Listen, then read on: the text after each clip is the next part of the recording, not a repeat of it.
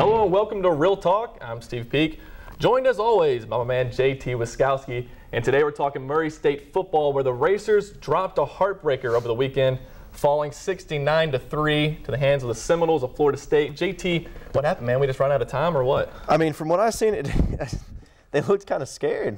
Like, at the beginning of the game, they just looked like they weren't ready. They seemed to adjust as the game went on, but, I mean, what are you going to do? Yeah, it was a rough game. Let's go ahead and get to those highlights real quick, and we'll check out what happened exactly down in Tallahassee. Well, here's the opening kickoff. And as I was saying about them looking scared, you will see clearly in this footage. Yeah, you can see he just stopped. I mean, I think they're overwhelmed by how fast Florida State was. And then you see right here, here's the punt. It's returned for a touchdown, and already things are off to just a terrible start. 7-0 coming right out of the gate. Like, what are you going to do? There were some good points. There were some solid points. We'll see those in just a second. Casey Brockman threw for 117 yards. That may not sound like a lot, but this is the #1 defense in the country, arguably. That is a good valid point there. But he was pressured all day long, and it was just there's our first turnover of the game. Now that was one of our key points of the game. Yeah, we did force some turnovers. We got 2 and 1 got taken away. We'll see that one in a second. Right here, actually. Yep. Where this was a fumble recovered by Murray State. They went to the monitors, said that his knee hit the ground, overturned, which would have been a huge play. It would have put Murray State in prime position to put some points on the board. But later on in the game, we see Casey Brockman able to complete a pass downfield. I'm sorry, interception. I'm sorry. Okay. Here's another turnover that we had. Completing it to the wrong people. Yeah, completing it to the wrong people. This is as we're driving down the field. We start to drive down the field. We're looking good, getting some drives. You know, we got in the red zone 3 times. Yes. We missed a field goal, made a field goal, and we had to go for it on 4th down late in the game. Yeah. It was in the 3rd quarter. We didn't get it. Yeah. But I was happy to see that we got points on the board. There were a lot of Florida State fans saying we weren't going to score at all. Yeah. I was happy to see we put up 3. Yep, there we go, missing that kick that we were talking about. That was our first attempt at some points, but I mean, I guess when the pressure's on, the pressure's on. Yeah, and, you know, 69-3, 69-6. I mean, I would have loved to have got those 3 points. Obviously, at that point in the game, it was 14-0. We were driving, and I was thinking, we get 6 points here.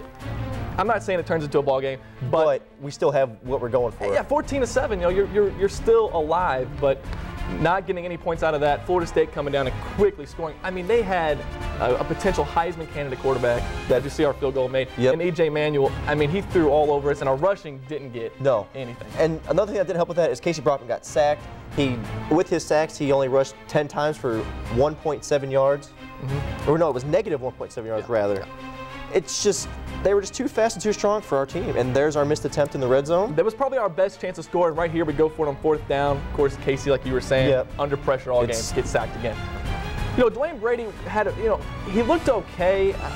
He was able to hit the corner a few times. But okay, 7 of 14 is not okay. Well, what I'm saying is that he was able to get to the outside a few times, and it seemed like right when he was about ready to hit the corner, the Florida State defense just collapsed on him. We won't see any defense like that when we play OVC competition. We won't see any defense like that the rest of the season. Well, come off that, this weekend we might see that speed again.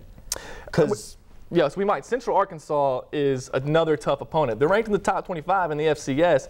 They're going to give Murray State, again, everything that they want.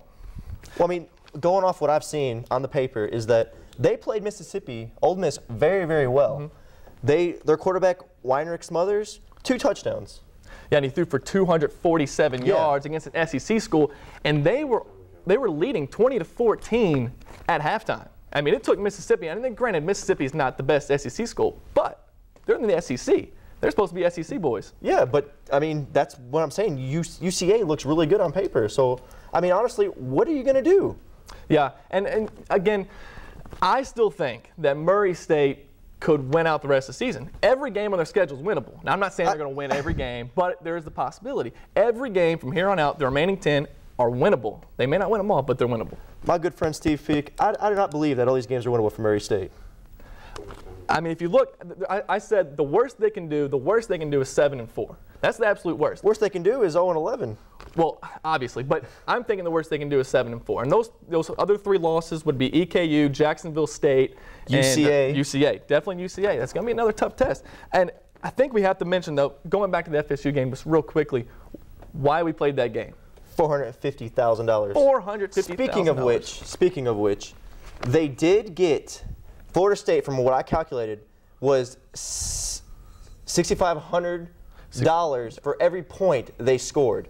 Yeah, 65. And for us to make $450,000 on our own, we'd have to sell out every home game for 5 seasons. For 5 seasons. We made 5 seasons worth of revenue off one game. It's an evil necessity for FCS teams. I wish we could have played somebody in week 1 that we could have beaten, or at least another FBS team that we could have hung in there with, because I don't want people losing hope in our football team. We have a great team this year, and now people are going to look out and say, well, we got beat 69-3, so we're obviously not very good. That's how I feel about it.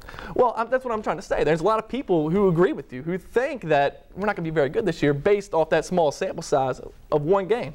Well, after all this we've looked at, I want to state that they do have a wide receiver that's 6'2", 208, who did have a touchdown against Mississippi. So who are you taking? Well, I'm taking Murray State, and I'm taking Murray State not just because I go here, but because we have an All-American quarterback. Jamal Berry will be playing this Saturday, according to Coach Hatcher. Jamal Berry, the 4-star recruit from Ohio State, will be playing. And with some of our transfers, hey, we technically now have an SEC secondary. So this 6'2" wide receiver, you know, he's got a match on his hands. So, I mean, I really don't know what you're trying to get with that, because he might be SEC, but they did transfer to OVC school, so they weren't too much SEC talent. Yeah. So I'm saying Warnick Smothers is going to smother the Murray State defense for 3 touchdowns and 300 yards. And what's your score? 10-42. 42-10. Wow. So at UCA, I'm assuming. Yep, UCA. Okay. Well, I'm going the other way around. I think the Racers pull out the win. It's going to be close, though, 31-28. And that's all we have the time for today. So I guess when we come back, we'll see some snap, crackle, pop culture. See you in a few seconds.